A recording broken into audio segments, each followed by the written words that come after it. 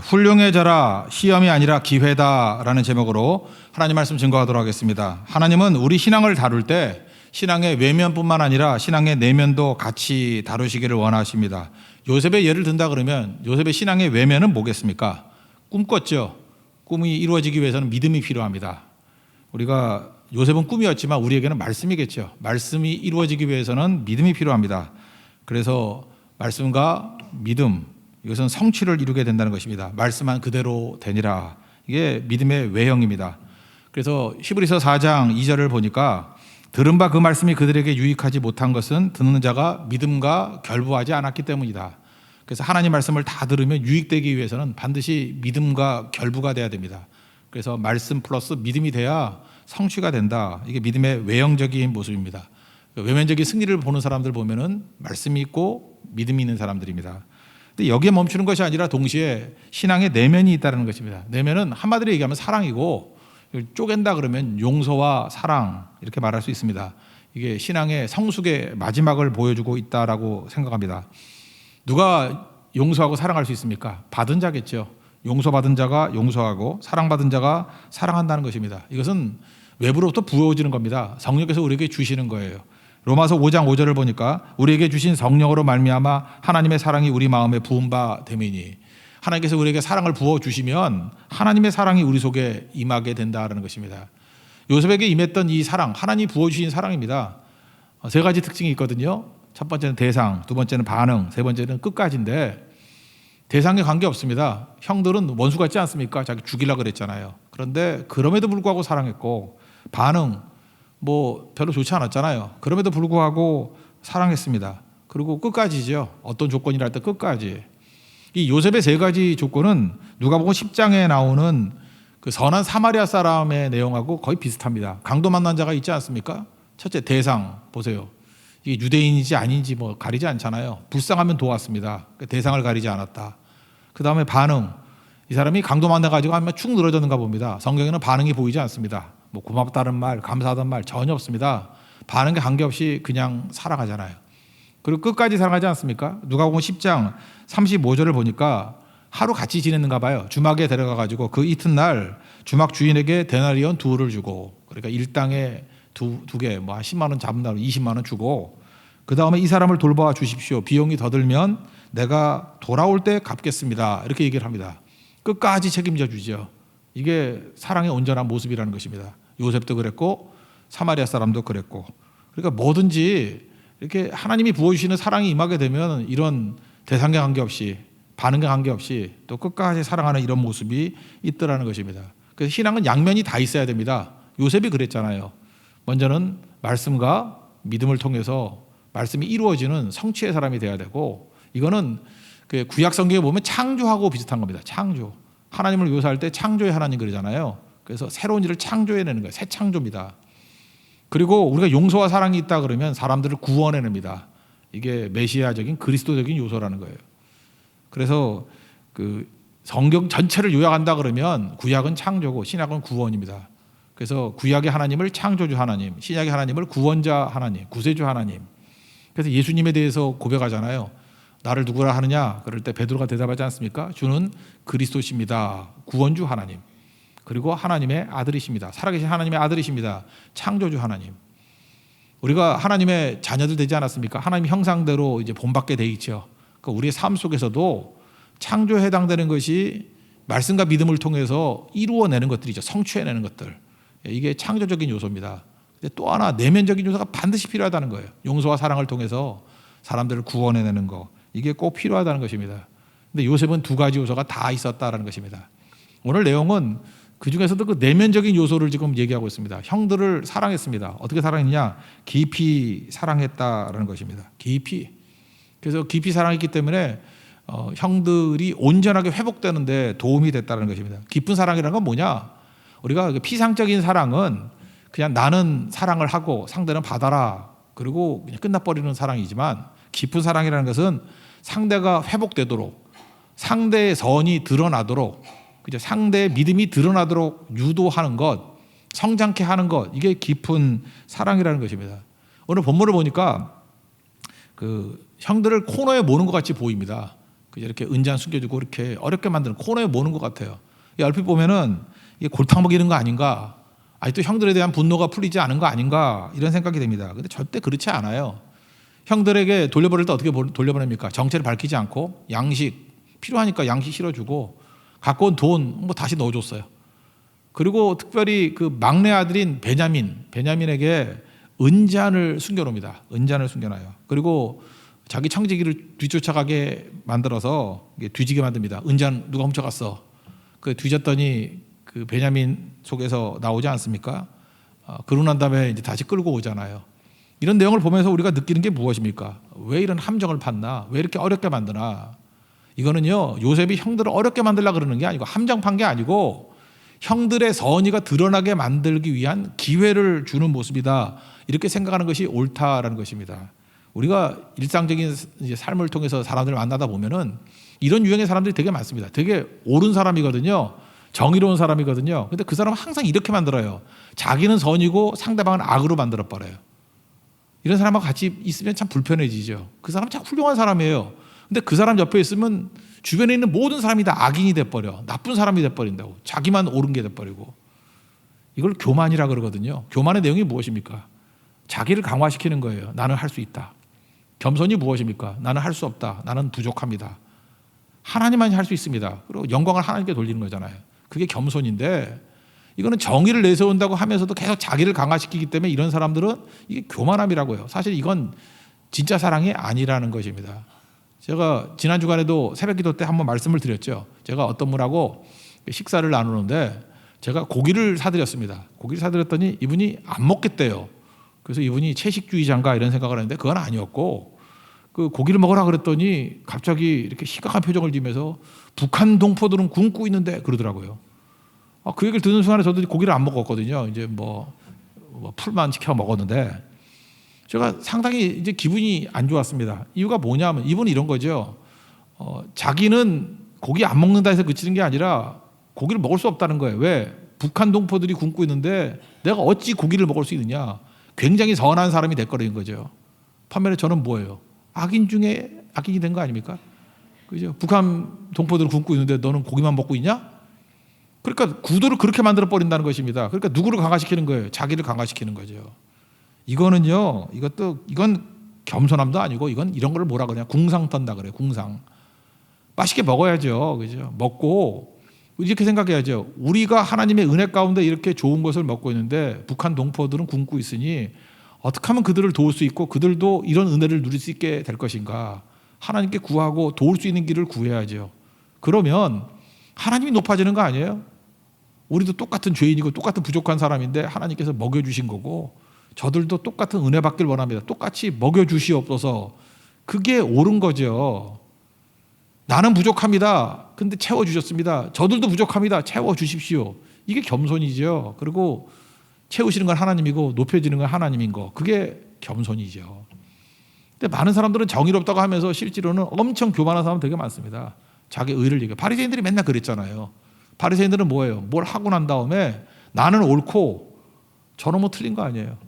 기도할 때에도 나는 옳게 기도하고 저기는 세리는 잘못되게 기도하고 항상 그렇게 구분하게 되는 거. 이게 교만이라는 것입니다. 그런데 한마디로 얘기해서 요셉은 그렇지 않았다는 거예요. 요셉은 겸손한 사람이었고 겸손에 깃든 진정한 깊은 사랑이 있는 존재였다는 것입니다. 그래서 자기는 물론 정당하죠. 자기는 물론 선한 의도를 갖고 있죠. 근데 형들까지도 선한 의도로 세워지기를 원한다는 거예요. 여러분, 우리 크리스찬 가운데도 그런 사람이 있죠. 교만한 사람들은요, 주변에 있는 사람들 다 악인 만드는 사람들이 있어요. 그 교만입니다. 그건 자기 자신의 본능에 호소하는 거예요. 반면에 자기도 정당하지만 주변에 있는 사람들을 다 훌륭하게 만들어주는 것, 그게 진짜 깊은 사랑이라는 것입니다. 다윗이 그랬죠. 다윗은 누가 보더라도 예배자였고 훌륭한 사람 아니었습니까? 그런데 사무엘상 22장 2절에 보니까 아둘람굴에 피해 있을 때 400명의 사람들이 몰려들었죠. 그런데 어떤 부류가 몰려들었습니까? 환난당한 사람, 또 빚진 사람, 원통한 사람들, 이런 사람들이 몰려들었습니다. 여기서 환난당한 사람들, 빚진 사람들, 원통한 사람들, 이런 사람들은 한마디로 하면 어떤 사람들이에요? 초라한 사람들이고, 또 이런 사람은 어떤 사람입니까? 굳이 얘기한다 그러면 좀 낙오자들이죠. 루저들이 모였습니다. 그러면 우리 좀 이렇게 상태가 안 좋은 사람이라 그러면 다윗이 이렇게 얘기할 수 있죠. 나는 훌륭한데 우리 부하들은 왜 이렇게 부족하지? 나는 장군감인데 왜 이렇게 모인 사람들 오합지졸들이지? 이렇게 나눈다 그러면 그 교만이죠. 자기를 강화시키는 거 아니에요. 그런데 다윗은 참 겸손한 사람이었고 깊은 사랑이 있는 사람이었습니다. 이 아둘람 굴에서요, 그 모인 사람들에게 다윗이 예배를 가르칩니다. 기도를 가르칩니다. 시편 57편에 보면 굴에서 했던 기도가 나와요. 거기서 그들에게 예배를 가르치고 거기서 찬양을 가르치고 그리고 감사를 가르쳐요. 그러니까 훈련이 된 거죠. 그래서 이 아둘람 굴에 있던 사람들 400명 가운데 이스라엘의 위대한 장군들, 지도자들 다 배출됩니다. 그러니까 다윗이 위대한 점이 무엇이에요? 자기도 훌륭했지만 주변에 있는 모든 사람들을 악인으로 만드는 게 아니라 다 훌륭한 사람으로 만든 거예요. 이게 깊은 사랑입니다. 이게 겸손이에요. 여러분 주위에 혹시 나 빼놓고 다 쓰레기 같은 사람밖에 없다 이렇게 느끼는 사람도 있지 않습니까? 그 교만한 겁니다. 그 사랑이 없는 거예요. 근데 겸손함과 깊은 사랑은 내가 하나님 앞에 정당할 뿐만 아니라 주변에 있는 사람들도 훌륭하게 만들어줄 줄 아는 그 모습이 있다는 것입니다. 오늘 그 얘기예요. 오늘 핵심이. 내용은 은잔의 시험입니다. 은잔. 베냐민의 그 자루에 은잔을 숨겨둔 거죠. 이 형들의 입장에서 놓고 볼 때 고난 당한 겁니다. 그리고 어려움 당한 거고 엄청난 시험이죠. 근데 이게 형들이지 몰라서 그렇지 사실은 은잔의 시험의 내용은 뭐예요? 그들의 선한 의도를 드러내기 위한 하나님의 길이고요. 그들의 믿음을 드러내기 위한 기회라는 것입니다. 선의를 드러내기 위한 기회라는 거예요. 우리도 마찬가지예요. 우리 삶 속에 있는 모든 고난들은요, 하나님 앞에 믿음을 드러내고 우리의 선의를 드러내고 우리의 사랑을 드러낼 수 있는 기회라는 거예요. 한마디로 해서 훌륭해질 기회라는 거예요. 이거 절대로 놓치지 않기를 원합니다. 우리 앞에서 살폈지만 형들 갈 때 양식 넣어주고 돈도 그냥 다시 넣어줘요. 뭐 돈은 큰 문제가 되지 않을 것 같아요. 근데 은잔, 이거 귀하다고 여기는 것을 막내 동생 베냐민의 자료에다가 슬쩍 집어넣습니다. 그렇게 시켜요. 이게 요셉이 의도적으로 시킨 내용이었습니다. 여기 2절을 보니까 그 형제라고 나오는데 그 형제가 누구냐면 막내 베냐민을 이야기하는 겁니다. 2절을 다 같이 읽겠습니다. 시작. 또 내 잔 곧 은잔을 그 청년의 자루 아귀에 넣고 그 양식 값 돈도 함께 넣으라 하며 그가 요셉의 명령대로 하고. 그러니까 전혀 모르는데 베냐민의 자루 속에 은잔을 숨겨둡니다. 그리고 자기 청지기들 뒤쫓아가게 만들어버립니다. 그리고 잡았죠. 4절 하반절을 보니까 너희가 어찌하여 선을 악으로 갚느냐. 우리 현대인 성경 번역하는 걸 보니까 너희도 사람이냐 이렇게 번역해놨다고요. 그죠? 이렇게 배은망덕한 놈들, 그죠? 너희도 사람이냐 그러면서 이렇게 압박을 합니다. 그랬더니 이 형들은 강한 부정을 하죠. 진짜 안 훔쳤으니까. 그러니까 강한 부정을 하는데 9절 앞부분에 뭐라고 되어 있습니까? 당신의 종들 중 누구에게서 발견되든지 그는 죽을 것이고 우리는 내 주의 종들이 되리이다. 우리 결백합니다. 그죠? 만약에 나온다 그러면 죽을 거고 아니면 뭐 종이 되든지 그렇게 하겠습니다. 이건 뭐야? 호언장담하는 거죠. 아니니까. 그런데 그 나이 많은 순서대로부터 이렇게 뒤져 보니까 조사해 보니까 막내 베냐민의 자루에서 은잔이 나왔습니다. 12절은 한번 다 같이 읽겠습니다. 시작. 그가 나이 많은 자에게서부터 시작하여 나이 적은 자에게까지 조사하매 그 잔이 베냐민의 자루에서 발견된지라. 큰 낭패에 빠진 거죠. 큰 수렁에 빠진 거죠. 이거는 뭐 빠져나올 길이 없잖아요. 물증이 나왔으니까. 낙담해 버렸습니다. 괴롭습니다. 그래서 막 옷을 찢고 그리고 성으로 다시 끌려가게 되었다라는 것입니다. 여기까지가 요셉이 의도한 거예요. 왜? 여기서 진짜 그들의 믿음과 그들의 본이 이 속에 있는 선한 의도가 드러나는 것을 만천에 알리기 위해서, 한마디로 얘기해서 형들을 훌륭하게 만들기 위해서 기회를 준 거죠. 근데 여기에서 그들은 성공했어요. 유다가 나섭니다. 특별히 유다가 주인공인데 유다가 나서가지고 얘기를 합니다.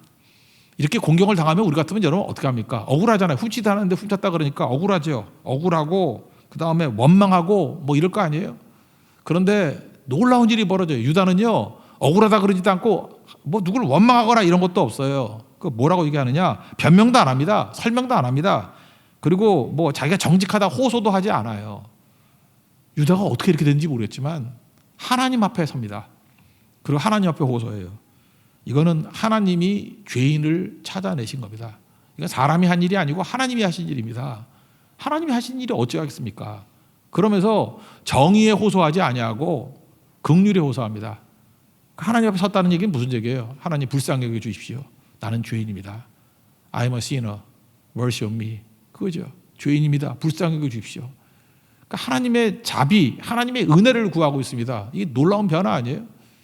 여러분 삶도 마찬가지입니다. 삶 속에서 지금 어려움이 닥쳐오고 이 고난이 닥쳐오고 할 때 무조건 그게 기회예요. 하나님 앞에 가느냐, 하나님 앞에 은혜를 구하느냐, 하나님 앞에 엎드리느냐. 그러면 여러분의 믿음이 증명된 거 아니에요. 여기 성공했습니다. 그죠? 여기까지 이끌어가는 거죠. 하나님 앞에 섰습니다. 우리 그 내용을 한번 읽어볼까요? 16절입니다. 16절 다 같이 읽겠습니다. 시작. 유다가 말하되 우리가 내 주께 무슨 말을 하오리까? 무슨 설명을 하오리까? 우리가 어떻게 우리의 정직함을 나타내리까? 하나님이 종들의 죄악을 찾아내셨으니 우리와 이 잔이 발견된 자가 다 주의 노예가 되겠나이다. 하나님 앞에 서면서 우리는 이제 어찌할 수 없습니다. 그러면서 베냐민과 자기 자신들을 나누지 않아요. 우리와 이 잔이 발견된 자 누구예요? 베냐민. 우리와 베냐민 다 같이 주의 노예가 되겠습니다 라고 얘기를 합니다. 이게 참 놀라운 거죠. 한 번 더 요셉이 시험은 더 하죠. 피할 길을 줍니다. 피할 길을 주는데 야 그럴 거 없고 니네들은 집에 가. 그리고 은잔 숨겨놨던 저 막내만 여기 남겨놓고 종 참을 거니까 니넨 가 라고 하면서 막내를 버리는지 안 버리는지를 한 번 더 시험해 보는 거죠. 17절 한번 다 같이 읽겠습니다. 시작. 요셉이 이르되 내가 결코 그리하지 아니하리라. 잔이 그 속에서 손에서 발견된 자만 내 종이 되고 너희는 평안히 너희 아버지께로 도로 올라갈 것이지라. 이게 또 하나의 시험이죠. 그때 유다가 뭐라고 얘기합니까? 19절부터 34절까지 긴 설명이 나옵니다. 이 긴 설명이 유다를 위대하게 만들어요. 유다의 훌륭함을 드러내게 만든다는 것입니다. 쭉 설명하는 거예요. 우리 첫 번째 왔을 때 총리께서 우리에게 묻지 않았습니까? 아버지가 있냐, 아우가 있냐. 그래서 우리는 별 생각 없이 아버지가 계십니다라고 얘기했고 아우가 있다고 얘기를 했습니다. 그리고 그 아우는 어떤 아우냐? 아버지가 노년에 얻은 두 아들이 있었는데 하나들은 죽었고 그 또 하나 있는 아들이 베냐민인데 정말로 사랑합니다. 아버지가 너무너무 사랑합니다. 그래서 우리가 돌아가가지고 다시 돌아오려고 그러면 베냐민 데리고 오라 그랬는데 아버지가 죽어도 못 보내 그랬습니다. 근데 우리 양식이 떨어져서 너무너무 힘들어서 아버지를 설득하고 해가지고 베냐민을 데리고 왔습니다. 근데 여기서 은잔이 발견됐다고 베냐민을 또 두고 가면 두 가지 얘기를 하고 있어요. 아버지 죽습니다. 유다는 자기 유익보다도 아버지의 안위를 더 먼저 생각해요. 아버지 죽습니다. 그리고 베냐민 두고 갈 수 없습니다. 내 동생입니다. 그리고 뭐라고 설명하냐면 아버지의 생명과 베냐민의 생명은 묶여 있습니다. 하나입니다. 결코 베냐민 두고 못 갑니다 라고 이야기를 한다는 것입니다. 30절과 31절 읽겠습니다. 시작. 아버지의 생명과 아이의 생명이 서로 하나로 묶여 있거늘 이제 내가 주의 종 우리 아버지에게 돌아갈 때 아이가 우리와 함께 가지 아니하면 아버지가 아이 없음을 보고 죽으리니 이같이 되면 종들이 주의 종 우리 아버지가 흰머리로 슬퍼하며 스올로 내려가게 함이니이다. 여기서 유다의 아버지 사랑과 베냐민 사랑이 드러나잖아요. 기회죠, 기회. 이런 공경과 어려움 속에서 그 속에 깊은 사랑이 있었다는 것이 드러나잖아요. 아버지 내가 진짜 사랑합니다. 베냐민 내 동생입니다. 두고 못 갑니다. 라고 하면서 그의 진심 어린 사랑이 드러나다는 것입니다. 잘 보세요. 이 은잔의 시험 때문에 하나님 앞에 호소하는 믿음이 드러났잖아요. 그리고 아버지와 동생을 얼마나 지극히 사랑하는지 사랑이 드러나잖아요. 위대하지 않습니까? 그리고 세 번째 마지막 이게 제일 중요한 것 중에 하나가 뭐냐면 대속의 자리로 나아가요. 유다의 후손 가운데 메시아가 오죠. 예수님께서 우리 죄를 위해서 대신 죽듯이 대속의 자리로 기꺼이 나아가는 모습이 있다는 것입니다. 그러면서 유다가 이렇게 제안을 합니다. 베냐민은 보내주십시오. 대신 제가 남아서 노예가 되든지 혹시 죽인다 그러면 내가 죽겠습니다. 이렇게 얘기를 합니다. 그리고 뭐라고 얘기하면 나머지 형제들도 보내주십시오. 베냐민 보내주고 형제들도 아버지께 보내주십시오. 내가 죽으면 죽겠습니다. 대속의 길로 나아가더라는 것입니다. 너무너무 훌륭하지 않아요? 바로 여기까지 가는 것이 요셉의 깊은 사랑의 목적이었다는 거예요. 하나님께서도 우리에게 고난을 주시고 어려움을 주실 때 그 고난이라고 말하지 말자니까요. 우리의 믿음을 드러낼 기회고요. 우리의 선의를 드러낼 기회라니까요. 하나님에 대한 믿음, 하나님 앞에 서는 믿음, 아버지와 동생을 사랑하는 사랑, 그리고 희생하는 자리, 대속의 자리까지 나아갈 수 있는 그런 멋진 모습, 이런 것들을 만천하에 드러내기 위한 것이라는 것입니다. 33절 한번 읽겠습니다. 시작. 이제 주의 종으로 그 아이를 대신하여 머물러 있어 내 주의 종이 되게 하시고 그 아이는 그의 형제들과 함께 올려 보내소서. 결국 은잔의 시험이 유다와 그 형들의 훌륭함, 아름다움을 드러내는 계기가 되었다라는 것입니다. 이게 요셉의 깊은 사랑이에요. 하나님께서도 우리를 이런 깊은 사랑으로 우리를 사랑하시겠죠. 그러니까 우리 삶 속에 고난이 아니라니까요. 우리를 훌륭하게 만들기 위해서 훌륭함들이 드러나기 위한 하나님의 기회를 주심, 이렇게 이해하는 것이 옳다는 것입니다. 그래서 여러분들 어려움이 있을 때 무조건 하나님께 호소하십시오. 이건 하나님이 하신 일입니다. 하나님 도와주십시오. 은혜 주십시오. 하나님의 긍휼에 호소하십시오. 그럼 믿음이 드러나잖아요. 그리고 내 안에 있는 그 사랑을 고백하십시오. 아버지 사랑합니다. 베냐민 두고 갈 수 없습니다. 그 사랑을 고백하는 기회가 되는 거예요. 그리고 어차피 한 번씩 다 죽지 않습니까? 우리에게 대속의 기회를 주시는 거예요. 제가 죽겠습니다. 죽을 기회 절대 놓치지 마십시오. 내가 죽으러 갑니다. 그런 모습이 그게 기회라는 것입니다. 하나님께서 우리에게 이 땅에 남겨둔 이유가 무엇입니까? 우리 다 구원받은 백성 아니에요. 우리 보통 그렇게 하죠. 남겨둔 이유는 사명을 이루기 위해서. 뭐 사명이 뭐 딴 거예요? 하나님 앞에서 이런 기회를 놓치지 않냐고 훌륭해지는 거예요. 훌륭해지는 거. 훌륭해지는 게 뭐예요? 고난 당했을 때 하나님이 찾는 거고요. 고난 당했을 때 사랑 유지하는 거고요. 고난 당했을 때 기꺼이 죽으러 가는 거예요. 대속의 죽음을 죽으러 가는 거예요. 주님이 때가 아니면 죽지도 않아요. 죽었습니까? 안 죽었지. 또 살려주시고 길을 열게 되고 문제가 풀리게 된다는 거예요. 죽고자 하는 자는 산다 그러잖아요. 그죠? 이게 바로 그런 내용이라는 거예요. 십자가의 길을 걷고 좁은 길을 걸을 때 영광이 드러난다는 것입니다. 이전까지 유다의 삶이 얼마나 부끄러운 인생이었습니까? 38장 기억나시죠? 그 며느리하고의 사이에 그런 뭐 여러 가지 지저분한 일들 참 부끄럽고 수치스럽고, 그다음에 요셉 팔라 그럴 때 그 자기가 주도했던 사람이 유다예요. 하나같이 뭐 나은 게 없습니다. 근데 하나님께서 우리를 수치스러움, 부끄러움, 만약에 지금 이 44장이 없다 그러면 유다는 부끄러움의 어떤 상징일 거예요. 기회를 주시잖아요. 은잔의 시험을 통해 기회를 주시잖아요. 그래서 하나님을 찾는 믿음이 얼마나 위대한지, 아버지와 베냐민에 대한 사랑이 얼마나 큰지, 그리고 대속의 길로 나아가는 희생의 모습이 얼마나 아름다운지 그걸 만천에 알리지 않습니까? 우리도 그 기회 놓치지 말아야 된다는 거예요. 그러면 수치에서 영광으로 변화가 됩니다. 여러분, 영광 그러니까 힘든 얘기인데 우리 일상에서는 영광이 뭐예요? 훌륭해지는 거예요. 이런 찌질 같은 인생에서 훌륭해지는 거예요. 하나님께서 우리에게 훌륭해질 기회를 주신 겁니다. 상황에 관계없이 우리 얼마든지 훌륭해질 수 있죠. 우리 모든 성도는 훌륭해져야 돼요. 제발 그 찌질하게 살면 안 됩니다. 훌륭한 인생 살아야 돼요. 훌륭한 인물이 돼야 되고 훌륭한 일들을 해야 된다고요. 여러분 가운데 하나님께서 돈을 주십니다. 돈을 왜 주셨죠? 넉넉한 돈을 주신 이유가 무엇입니까?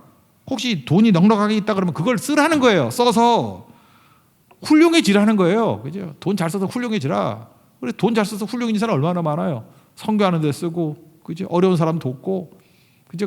이루지 못할 일들 돈 써가지고 이루는 것. 그래서 돈 잘 써서 훌륭해진 사람 있잖아요. 돈 놔두면 썩는 거예요. 돈 가지고 훌륭해지라는 거예요. 쌓아두지 마십시오. 훌륭한 사람 되십시오. 어떤 사람은 높은 지위에 올라갈 수 있습니다. 높은 지위, 그거 아무나 가는 거 아니잖아요. 에스더가 뭐라 그래요? 이때를 위함이 아닌가? 모르드가 그러잖아요. 이때를 위함, 왕위에 있는 것이, 황후의 자리에 있는 것이 이때를 위함이 아닌가? 그 높은 자리에 있다 그러면 힘이 있지 않습니까? 그 힘을 잘 써서 훌륭해지라는 거예요. 괜히 뻐기고 뭐 자랑하고 자기 정당성 위해서 사치하거나 이런 데 힘쓰지 말고 훌륭해지라는 거 힘써서 훌륭해지라. 이게 얼마나 중요한 것입니까? 그러니까 우리에 있는 주변에 있는 모든 것들이 다 기회라니까요. 뭐예요? 훌륭해지는 기회예요. 이 선한 사마리아 사람 그 내용도 보십시오. 강도 만난 자를 만났습니다. 거기 종교인들 다 도망치잖아요. 피하고 도망치잖아요. 근데 사마리아 사람 피하지 않죠. 피하지 않고 세 가지 조건, 대상에 관계없이 반응에 관계없이 끝까지 사랑하고 돕잖아요. 얼마나 훌륭합니까? 당시에 사마리아 사람들은 배척하고 차별하던 사람들 아니에요. 저거 인간답지 않은 녀석들이라고, 혼혈족들이라고, 참 유대인 아니라고. 근데 그 사마리아 사람에게 뭐가 붙어요? 선한 사마리아 사람, 굿 사마리탄, 굿이 붙잖아요. 굿이 훌륭하다는 뜻 아니에요? 내 처지가 뭐든 간에 사마리아 사람은 그것을 훌륭해지는 기회를 삼았잖아요. 외면하지 않고 불쌍히 여겨서 돕고, 그요 끝까지 돕고. 얼마나 훌륭해요. 그러니까 우리가 많은 사람들을 보면서 따르잖아요. 예수님 그러잖아요. 이 셋 중에 누가 그 강도받는 자의 이웃이 되겠느냐? 진짜 이웃은 그 훌륭한 사람이에요. 그죠? 사마리아 사람이 그렇다고. 여러분 교회에서 신앙생활 할 때도 보면 교회 안에도 좀 이렇게 힘들게 하는 분들 오시지 않습니까? 뭐 다 나이스한 사람만 있는 게 아니잖아요. 이렇게 관계가 어렵고 좀 이렇게 괴팍하게 행동을 하거나 좀 독특하게 행동을 하거나 이런 사람들. 그럼 뭐 다 싫다 그러고 배척하는 거 세상 다 그렇게 하잖아요. 그거를 나쁘다고 생각하지 말고 훌륭해질 기회를 삼으라니까요. 야, 저런 분들도 품을 수 있는 교회, 저거를 참고 인내하고 안아줄 수도 있는 교회, 그냥 끝까지 버티는 교회, 그 훌륭한 교회 아니에요? 하나님께서 그렇게 어려운 사람들 보낸 이유가 뭐냐? 훌륭한 사람 되라는 거예요. 훌륭한 교회 되라는 거예요. 그 기회예요, 기회. 절대 놓치지 마십시오. 그거 꽉 붙들면 승리할 수 있다는 것입니다. 혹시 원수를 만납니까? 훌륭해질 기회라는 거예요. 성경은 뭐라고 얘기해요? 그죠? 원수가 있다 그러면 그 원수를 위해서 원수를 사랑하고 박해하는 자를 위해서 기도하라 그러잖아요. 산상수훈에서. 그 실제로 여러분들이 원수를 놓고 미워하지 않아요. 그죠? 그들에게 칼을 겨누지 않아요. 그를 사랑합니다. 그죠? 깊은 사랑을 해요. 그리고 또 박해하는 자를 위해서 기도하고. 그 얼마나 훌륭해져요. 여러분 똑같이 대항하고 그죠? 악을 악으로 싸우지 아니하는 모습, 선으로 악을 이기는 모습, 그 훌륭한 거 아니에요? 제발 이상하게 살지 말고 훌륭한 인생 사십시오. 오늘 다짐해야 돼. 나 이제 훌륭해져야지. 훌륭하게 사십시오. 그죠? 그게 꼭 필요하다라는 것입니다. 여러분 삶 가운데 뭐 여건에 관계없이 훌륭할 수 있죠. 가난하다. 가난하면 어때요? 그 요셉이 가난하다 그럴 때 그 노예로 팔려갔을 때 감옥에 들어갔을 때 그거 가난 중에 가난 아니에요? 그때 주와 동행하면서 그죠? 진짜 훌륭했죠. 좋은 노예되고 좋은 감옥에서 사람들의 근심빛을 살피면서 돕는 동역자 되고 참 훌륭하지 않습니까? 훌륭한 종, 훌륭한 감옥에 갇힌 사람. 어디서나 훌륭해질 수 있잖아요. 그래서 37장, 39장에서 요셉의 훌륭함이 보이잖아요. 그게 주님의 뜻이라는 거예요. 병 들었습니다. 병든 사람들을 원망하잖아요. 뭐 누구 때문에 병 들었다느니, 뭐 의사 때문에 그렇다느니, 누구 때문이 아니. 이게 사람이 힘드니까 막 그 쏟아부을 수 있잖아요. 원망을. 근데 훌륭한 병자가 될 수도 있잖아요. 하나님께 구하고 간구함으로 말미암아 겸손해지고 하늘과 땅 사이에 도울 분은 하나님밖에 없습니다. 그게 훌륭한 병자 아니에요? 병들어도 훌륭해질 수 있다니까요. 히스기야 왕, 우리 이사야서 36장, 37, 뭐 39장까지 쭉 나오는데 히스기야 왕이 훌륭하다는 게 뭐예요? 뭐 두 가지 잘한 것밖에 없어요. 그 중에 하나가 뭐예요? 죽을 병에 걸렸습니다. 죽을 병에 걸렸더니 하나님께 호소하잖아요. 유다같이 하나님께 나아가서 그저 눈물로 호소했어요. 그랬더니 하나님이 이사야를 보내서 뭐라 그래요? 내가 네 눈물을 보고 기도를 들었다. 내 생명을 연장시켜 준다. 치유해 준다. 그래서 훌륭해진 거 아니에요? 그렇다고 하면 여러분 우리의 질병도 하나님 앞에서 훌륭해질 수 있는 중요한 계기가 될 수 있는 거죠. 이건 나은 케이스지만 사도 바울 같은 케이스는 뭐예요? 육체의 가시, 그것도 질병 아니에요? 간절히 기도했더니 내 은혜가 내게 족하다. 그렇게 살아. 그래서 약한 가운데 약해도 하나님만 의지하면 하나님이 일하시기 때문에 다 할 수 있어. 그것도 참 훌륭해지는 거 아니에요? 우리 인생 가운데는 어떤 조건이든 간에 다 훌륭해질 수 있습니다. 오늘 내용이 뭐예요? 하나님이 영광스러운 인생을 살라는 건 뭐냐 하면 훌륭해지라는 거예요. 우리 이전까지 죄 가운데서 얼마나 수치스러웠습니까? 부끄러웠습니까? 모든 성도가 다 훌륭해져야 돼요. 여러분 한 사람한테 훌륭해져야 되고 교회도 훌륭한 교회가 돼야 돼요. 그게 주님의 메시지라는 것입니다. 그래서 고난이라고 생각하지 말고 이게 훌륭해질 기회라는 거예요. 모세 한번 봅시다. 두 가지만 살펴봐. 모세. 시내산에 올라갔더니 밑에 있는 백성들이 금송아지 만들고 우상 숭배했습니다. 하나님 다 죽여버리고 새 민족 만들어준다 그러잖아요. 위기죠. 근데 이때 모세가 중보기도 하잖아요. 이게 훌륭해질 기회 아니에요? 외우기도 쉽죠. 출애굽기 32장 32절 출 3232 뭐라고 되어 있습니까? 저들의 죄를 사해 주십시오. 그리고 만약에 사해 주지 않는다 그러면 주께서 기록하신 책 생명책이죠. 생명책에서 내 이름을 지워 주옵소서. 완전 희생하는 기회 삼잖아요. 자기 목숨을 집어 던지면서 이 백성 건져 주십시오. 구원해 주십시오. 얼마나 훌륭해요. 그래서 모세가 훌륭한 선지자가 된 거라고요. 백성을 건진 선지자가 된 거라고요. 왜요? 위기 가운데 그가 선택을 잘했잖아요. 훌륭해질 선택을 했잖아요. 죽으러 가잖아요. 희생하러 가잖아요. 죽었습니까? 그 위대한 종이 되고 살려주시고 은혜 가운데 서게 되더라는 것입니다. 스데반 얘도 마찬가지죠. 스데반도 하나님 말씀도 순종했더니 뭐 순교당하잖아요. 돌멩이 막 날라오고 그때 돌멩이 날아올 때 여러분 같으면 어떻게 하겠어요? 눈을 동그랗게 뜨면서 나 돌 던진 놈 기억하자. 뭐 죽어서도 한이 되어서 뭐 하리라. 뭐 이름 붙여 나 그러면서 이러다가 죽을 수 있죠. 그 누구나 그렇게 죽을 수 있는 거죠. 근데 스데반은 진짜 훌륭하게 죽었어요. 하나님 내 영혼을 받아주십시오. 이렇게 첫 번째 기도고, 두 번째 저들의 죄를 용서해달라고. 예수님 같이 죽잖아요. 훌륭한 죽음 아니에요? 여러분, 신앙이 딴 게 아니에요. 이게 내면적인 신앙의 내면, 이 사랑이라는 건 딴 게 아니고 훌륭해지는 걸 하니까요. 훌륭해진다는 걸 성경에서는 영광스럽다 그래요. 수치에서 영광으로. 하나님의 영광이 임한다. 뭐 영광이 딴 게 아니에요. 훌륭해지는 거예요. 구별되는 거예요. 거룩한 거. 거룩과 영광 그러는데 구별되는 거예요. 다른 사람과 다른 거예요. 전혀 다른 하나님의 백성다운 행동을 하는 겁니다. 지금 은잔의 시험, 이거 시험이라고 말할 수 없죠. 얼마나 유다가 훌륭해집니까? 우리 인생 가운데도 은잔의 시험 같은 일, 함정 같은 일들이 많이 벌어집니다. 절대 원망하거나 불평하지 마십시오. 매 순간마다 하나님 앞에 엎드려지는 훌륭함을 보여주십시오. 아버지와 베냐민을 사랑하는 훌륭함을 보여주십시오. 그리고 희생할 기회를 삼고 죽을 기회를 삼고 한 번 다 죽잖아요. 헌신할 수 있는 하나님 정되기를 바랍니다. 우리 한국 크리스찬들은요, 신앙의 외면에 대해서는 참 강해요. 말씀 그러면 아멘 그러잖아요. 말씀 붙들고 믿음으로 믿습니다. 그리고 얼마나 많은 일을 해요. 그래서 한국교회 성도들은 일은 잘해요. 왜요? 말씀을 붙들고 믿음으로 나가니까 말씀 그대로 이루어지잖아요. 그죠? 많이 이루어진다고. 근데 뭐가 약해요? 내면이 약해요. 용서도 없고 사랑이 없어요. 그래서 그 여자분들이 그 최악의 시어머니감 그러면은 교회 권사님이라 그러잖아요. 그 교회 권사님 이미지가 어떤 이미지를 갖고 있어요, 그죠? 말씀 붙들고 믿습니다, 믿습니다 막 이러잖아요, 그죠? 뭐든지 다 이뤄내죠. 교회 권사님들 막 삐뚤게 갖고 있고 막 그러잖아요.